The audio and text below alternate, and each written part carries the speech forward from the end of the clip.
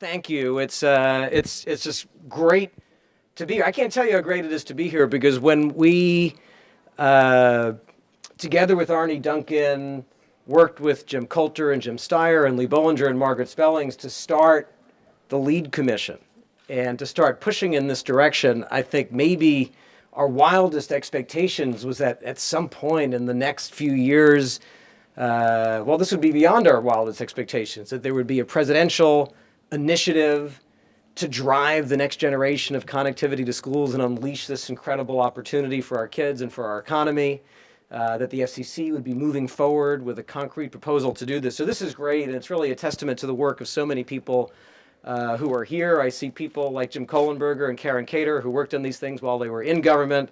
Byron August, who worked on this out of government, is now in government. David Edelman. I'm going to introduce Gene.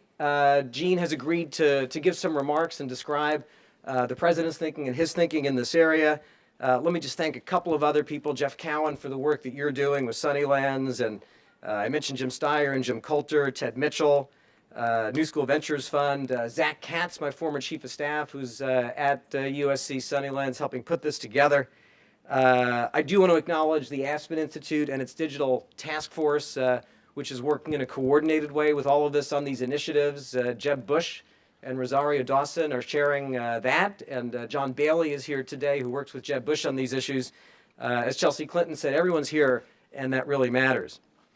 So the school year is just starting, which means that all our kids are in this brief moment where everyone's a straight A student. It's the perfect time, as I said, for a back-to-school event. One like we're doing here today that focuses on how we can give all our kids a real chance for a bright future and how we can use technology to help us get there and how we can meet the president's challenge, the Connect Ed challenge, to bring high-speed internet connections to 99% of America's students within 5 years. This is, I've come to believe with conviction, a real matter of our global competitiveness. South Korea and other countries are already doing this. South Korea has connected all its schools. It's on track to eliminate all paper textbooks by 2016. We're in a world today where capital and talent can flow anywhere. If we don't take care of this in the U.S., we risk losing leadership in innovation in this area. And it's an issue of educational equity. If we don't take care of these issues, we will have a world in the U.S. where some schools have access to new tools and others don't. And as Jim Coulter and Steve Case pointed out in the last panel, the overall market will be smaller because TAM will be smaller. Now, there's no better person to come here to talk about these issues than the person we're about to hear from, Gene Sperling. So Gene, as I'm sure all of you know, is the director of the National Economic Council and assistant to the president for economic policy. No one works harder than Gene. Just try emailing him at 2 a.m. You'll get a response in 5 minutes. No one has more experience than Gene to push these issues through. Gene is the only person to serve as NEC director and principal economic advisor for 2 presidents, first under President Clinton and now under President Obama. Gene's experience is truly unparalleled, both broad and deep. So in the Obama administration, Gene has played, is playing, will play a central role in budget negotiations with Congress, as well as designing several of the president's key economic initiatives, including the American Jobs Act, the extension of the Transition Adjustment Assistance, the Universal Dislocation Workers Program, and the Small Business Tax Credit. He's the president's point person on key presidential priorities like manufacturing policy and housing and economic assistance for veterans. And Gene has a very long record of interest and passion around children and education. In the Clinton administration, and I remember this firsthand, Gene was instrumental in helping start the E-rate program. He worked on the Children's Health Insurance Program then, the Hope Scholarship Tax Credit, and the Direct Student Loan Program. After the Clinton administration, Gene was at the Brookings Institution, where he focused on education in poor and conflict-affected nations. He was the founder and director of the Center for Universal Education at the Council of Foreign Relations and co-authored a book called What Works in Girls' Education: Evidence and Policies from the Developing World.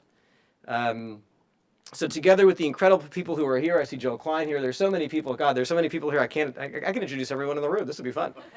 But let me now tell you that we're going to hear from a passionate expert in this area who's doing something about these issues. So on behalf of the millions of people who have already benefited from Gene Sperling's work, let me thank Gene Sperling and invite him to the stage to give some remarks.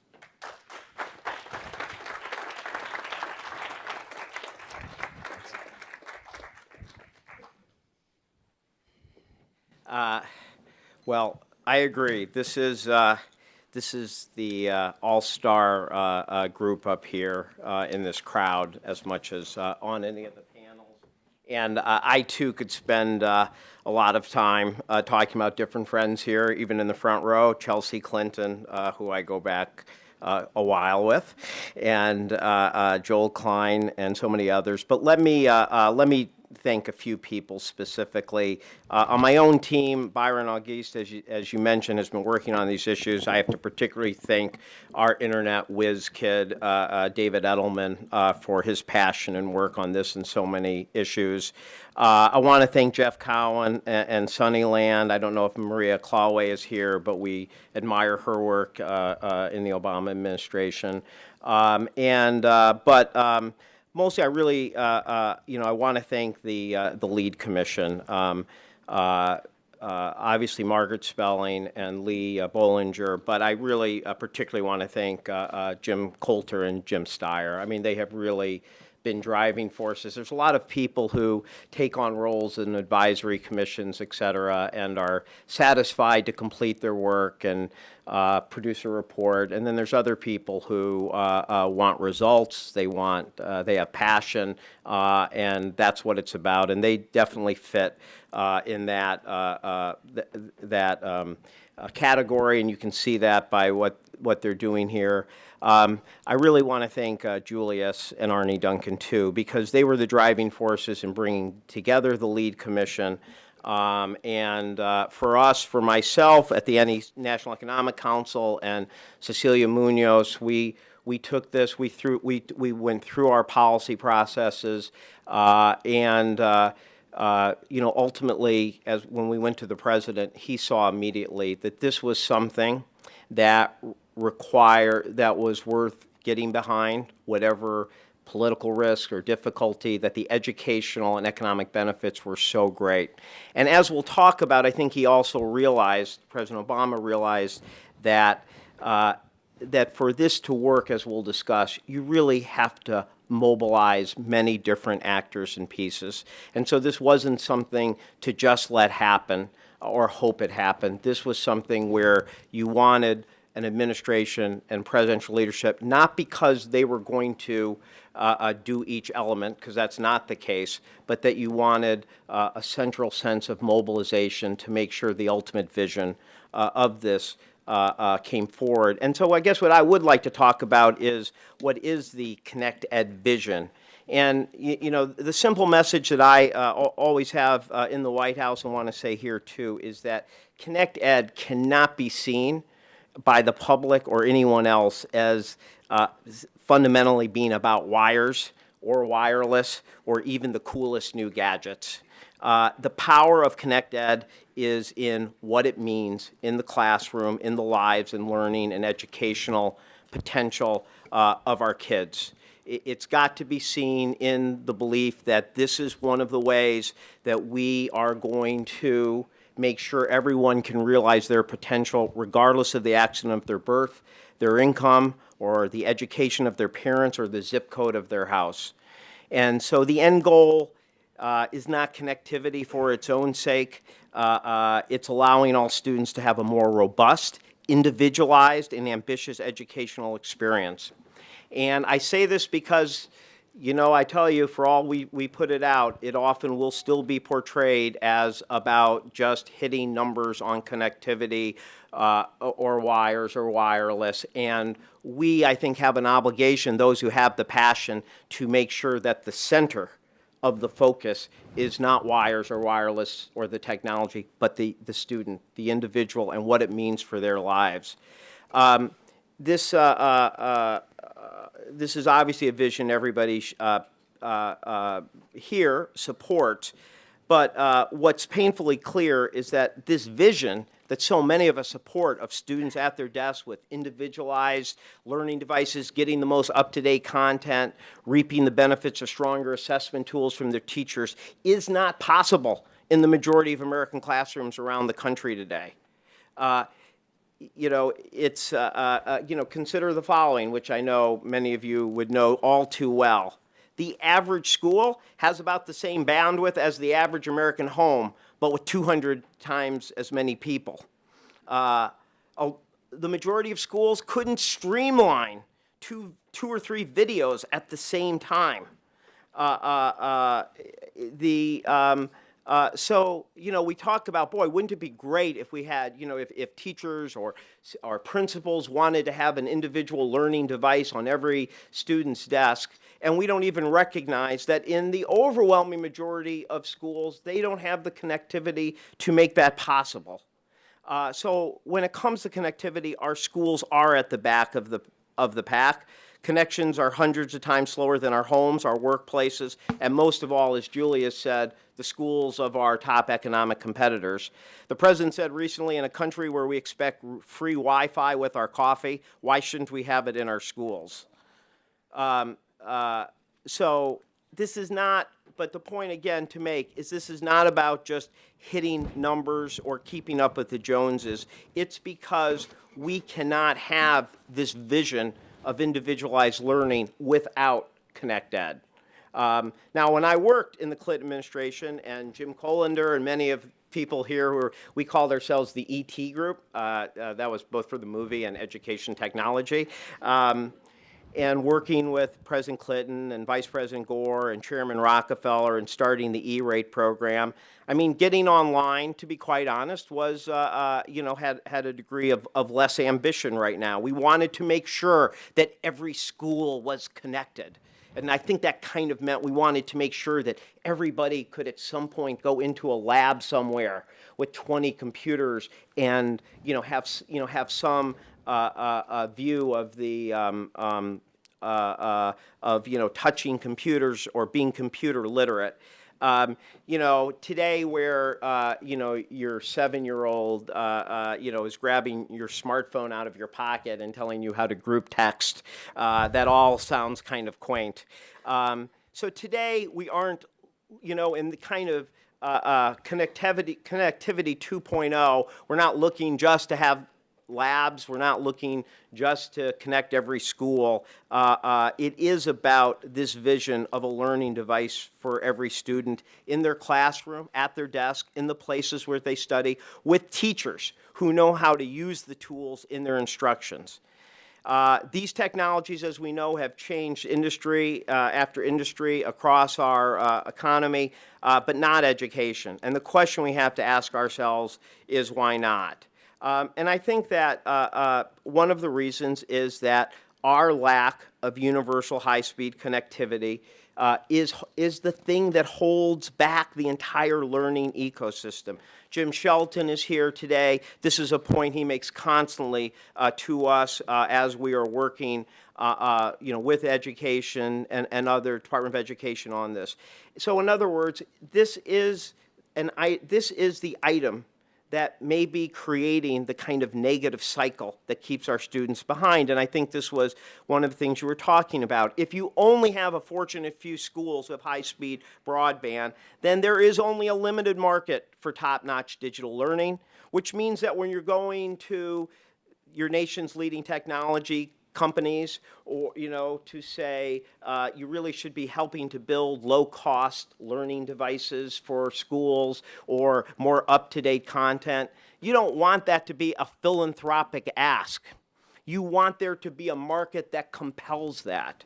And if you have so few schools that have the capacity, then that means that you are not going to, this is going to hold back the scale that is needed to pull in the low-cost educational devices, the content, the commitment to teaching, and then the cycle goes negative because then schools look and school district and states look and say it's too expensive. Therefore, they don't exercise their bargaining power that they could have. So this whole positive cycle essentially gets stopped because of the lack of connectivity. Now, the president, announced the Connect Ed vision at Mooresville. Mooresville is an inspirational school district. 115 school districts in North Carolina. They ranked in the bottom 10 in the amount of money they spend per student. Bottom 10. After embracing this kind of Connect Ed vision, they are number 2 in the state in student achievement. That's pretty impressive. They showed what was possible. But I have to be honest, when you look at what they were doing, they're leasing laptops each year. They're leasing laptops at probably $200 a year. So, it's remarkable what they did, but they should have the ability to purchase a laptop for perhaps a fraction of that, or at least for that amount, instead of leasing that each every year. But that was the only option.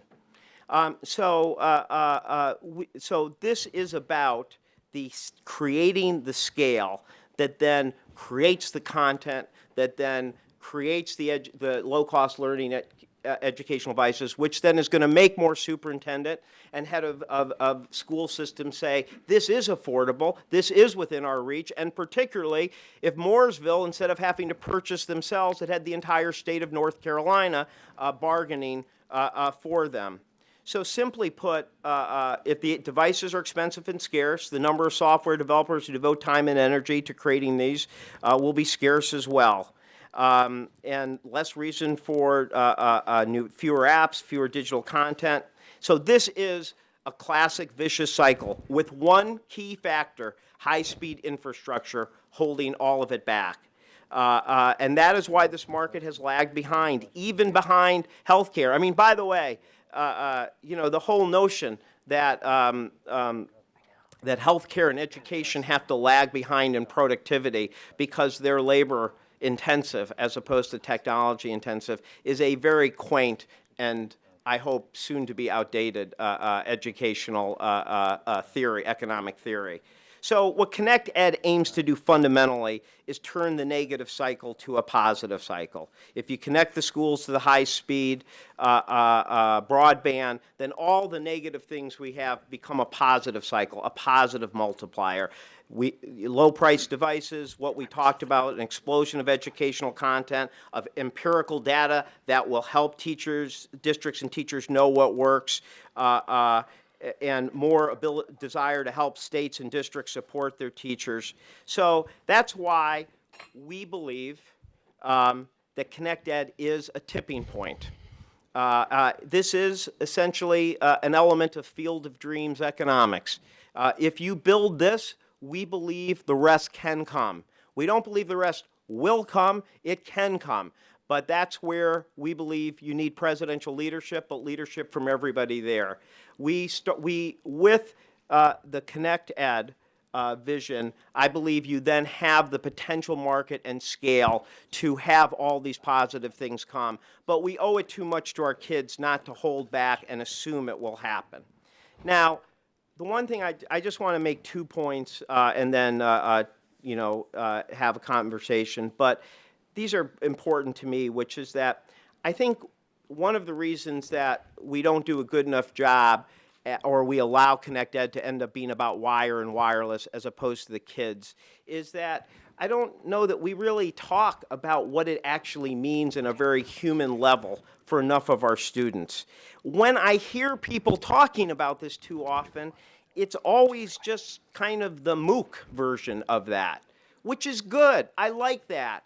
But the idea that we always talk about it as some kid here can hear a lecture from somebody over there is one small element of the benefits of this. And there are so many others that I think we need to talk about. So just let me mention a couple. One, the Connect Ed vision can help keep more of our children from all walks of life learning and living together without holding anyone back.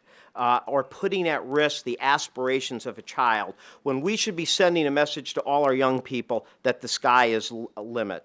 Connect Ed offers educators to avoid the dilemma this dilemma of feeling that they have to separate kids to allow some kids to go at a higher level, which is an admirable goal, but comes at the risk of having schools send young people at young ages the horrible message that they somehow are not gifted, that they somehow can't reach the limits of their potential. But with Connect Ed, you allow educators to avoid that dilemma. All the students are equipped with devices and adaptable digital content. Teachers can let the student who is excelling continue to go further and give the struggling student the chance to build their fundamentals even as they sit next to each other. This allows the students who might be struggling in math to be helped or inspired by the high-achieving student, while also allowing the higher achiever to see that his peer might be gifted in another subject, like English or social studies. This promise is the kind of personalized instruction that can eradicate negative types of tracking that send negative and limiting messages to our young people at young ages. You know, we talk about, you look at Robert Putnam and others and people who talk about inequality. Part of it is the social context, is making sure people can build not just the technology networks, but the human networks. And when we can allow more kids to be in the same classroom together, but learning at their own level, we avoid the stigmatization that hurts the aspirations of young people who may have all the talent in the world, but simply by their educational, by the income or education of their parents, enter school less prepared. So I think this helps close those divides. I also think it allows students who are struggling to keep trying without feeling embarrassed or ashamed in front of their peers. Now, my hero on educational reform is my mother, who was ahead of her time for many years. And after she had taught for 30, 40 years, she started the Family Literacy Institute in Ann Arbor, which has had tremendous results. And it focuses on students who are 2 grades or more behind in reading from 3rd to 6th grade. And they've had great results. But one of her top insights was that she found a building that I think had been like a therapy building. So it had tons of little offices. And what she found was that when young people could go behind closed doors with their tutor, they did not feel stigmatized or embarrassed in front of their friends. And people who've studied their group think one of the reasons it has done well is that they have thought about the social element of not making young people who are behind feel embarrassed or humiliated in front of their peers. But not everyone's going to find a building with multiple small offices. But the Connect Ed vision can allow that student struggling with geometry to try and try and try again at their desk and put their hand up without anybody in the class knowing why they're putting their hand up. That is not a little thing. That's something every parent understands. And that's the kind of human element that the Connect Ed vision can help promote and that we have to bring to life when people understanding the power, the full power of this. The same force that keeps adults from being embarrassed to improve their literacy keeps a 3rd grade in the back of a classroom from raising her hand for the 3rd time to ask a teacher to re-explain the fractions. And then we know people fall behind, they become more ashamed, and they never catch up. These are, I think, the transformative benefits.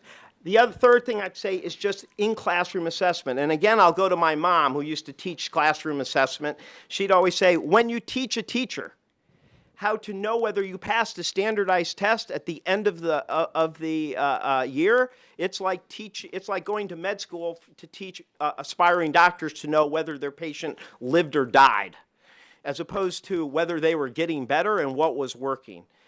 What I think is beautiful with the Connect Ed vision is the ability for the teacher to provide daily assessment, ongoing assessment, for the clarity and transparency that can allow students to help each other, teachers to allow each other. And for those who didn't see it, there was a very excellent 60 Minutes piece on Khan Academies where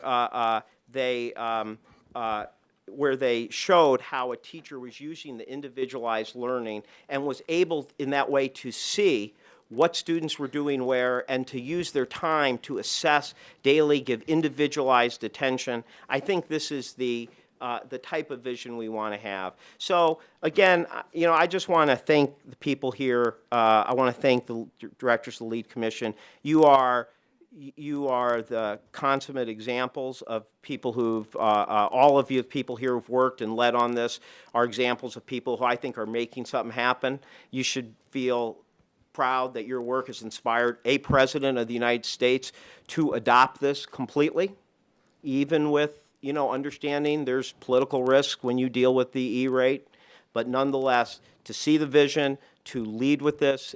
This doesn't happen by accident. It happens a lot because of the inspiration of a lot of people working for many, many years. And I will tell you, President Obama is fired up about this. He is fired up about this. He sees this potential. This is one of those things that can have a broad, long-term effect on schools all over the country, on individuals all over the country, and I promise you, you will have his attention, but he will be demanding action from many people, including the people in this room, to make it happen. So thank you very much. We'll just do like 3 questions.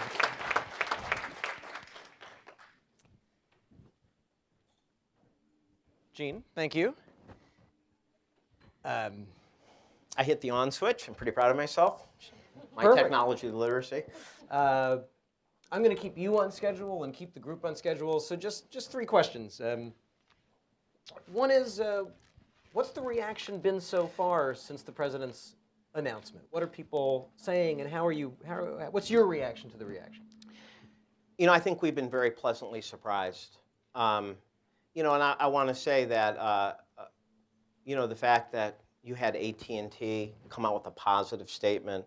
I think there's been, I think you look at the major telecom companies, they have points they want to make. They're looking for certain reforms. But I think the fact that people did not respond in kind of classic, narrow, short-term self-interest. They see the bigger vision here. And I'm sure many of them also see that in that vision might be long-term economic benefit for everyone. So I think the fact that you had, telecommunication companies either positive or very open, I think you saw, from the civil rights groups, I think it's been quite positive so far. Look, you have to be honest. Anytime you have any reform or adjustment of the E-rate, anytime you want to marshal some more resources for a good cause, I'm sure there will be some blowback. But I think it's very important at that point for all of us to try to depoliticize what anybody might politicize, because this is not a Republican or Democrat or independent issue. I mean, the issues I talked about whether your kid feels comfortable to keep trying, whether they're ashamed in class, or whether you have a really smart student who can keep going fast at their desk. I mean, these are things that affect everybody. And you use that expression a lot. It's not a Democrat or Republican issue. A lot of times people say that and you go like, no, yeah, that actually is a Democrat or Republican issue. But this is the beauty of this. This is not. Those are universals, and those are things that actually unify parents. Those are the things that when you're, in Washington, D.C., and you're actually going to your classroom and you realize your student is in the same class with somebody who is completely of the opposite political persuasion you are. That's actually the things that unify you, is the things where you talk about how your students are doing, how they're learning, whether they're excelling, and or if they're struggling, what they're doing. So I remain, quite positive about it, but I do want to say that I think the more the people can continue to push this in a non-political, bipartisan, or nonpartisan way, I think, all the better. Because once this gets going, there's going to be nothing but support. And I think what you're going to see is what we'd like is pressure for it to move faster, pressure to make sure. And I think the telecom companies are, interested working this in making sure that you don't have situations where someone's got connectivity at the school but not at home. And so I think when you get this momentum going, I do believe this is the tipping point. It creates positive momentum, and we'll push that, and we'll ride it both. Good. You've been working on and thinking about these issues for a while, going back to E-rate and the other issues that I mentioned before. Uh, is there anything that you've learned from your experience over the years on this, substantively, otherwise, that you'd want to share with stakeholders and keep people from reinventing any Right. wheels? Well, I think the main thing is what I said before, is not letting it become, let me say, this was something I saw quite a lot when I worked on education in developing countries. People would be like, they would be leading with the technology, as opposed to, here's a problem, here's something that's not going well enough, and here's how technology can cure this. And so I guess that's the one thing, is you have to keep it centered on the student. That is not, that does not mean highlighting the technology. That means explaining why it's going to better someone's education and their life. And perhaps, the so I think that's one. I think obviously making sure that you can implement. In the 90s, of course, people heard the stories of computers being used as door stops, not worrying about the implementation, not focusing on teacher training. But I think that's where it goes to the student focus. If you're focused on the student, you're going to automatically think about teacher training. You're not going to think, oh, I just wire and I put a laptop and it's all fine. You're going to think of those things. So I think when you're student focused, you think about, can you implement it? Do you have teachers who have the training, the skills? So I think that is, I think that's been learning for all of us. But then a lot of it is just, we've just come further. We just have a deeper vision of what individualized, learning can mean. And I know that, for many people, I think most people who believe in this, and, yourself and Arnie and Jim Shelton, others, myself, we do believe ultimately that, the individualization of a learning device that is affordable and has safe and appropriate content, is part of what opens a lot of doors. The other thing I would just say, which I think is exciting about this, is perhaps in the 90s it was an important message, but it was often the digital divide.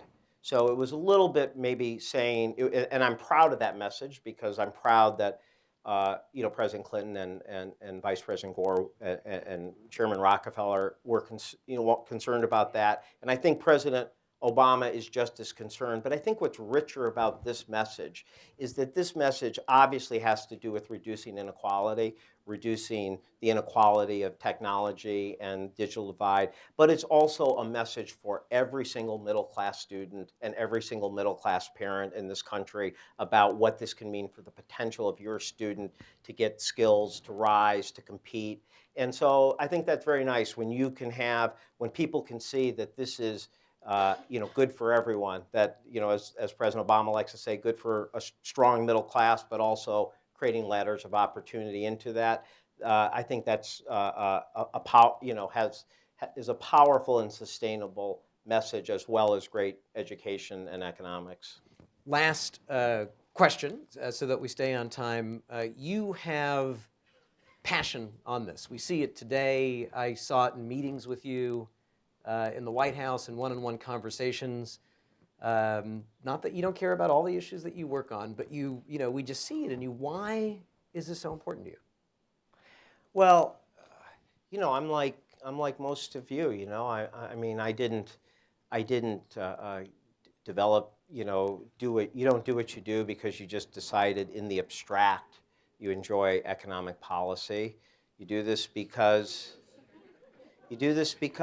you're raised by parents who made you believe. I grew up in Ann Arbor, and my parents made us believe that even above chocolate ice cream and Michigan football and the Detroit Tigers, that the most honorable thing was to devote yourself to helping people who weren't as fortunate as you'd been, in that you admired people who weren't content to let there be injustice and go on with their lives and not dealing with it. And so, the one thing I've just, always tried to do is, no matter what we're doing, is in the end of the day, is to, understand this is what it's ultimately about. And for myself, the ultimate goal and joy and satisfaction is when you're able to do something that you know is going to have a tangible impact on people's lives. It's going to be good economic policy. It's going to be good for our competitiveness. But I think you also know that it's going to give a little more dignity, a little more opportunity, a little more justice in people's lives. And I think that's the ultimate satisfaction of public service. Great. Gene Sperling, thank you for joining us today. Thank you. Nice. Great. Thanks.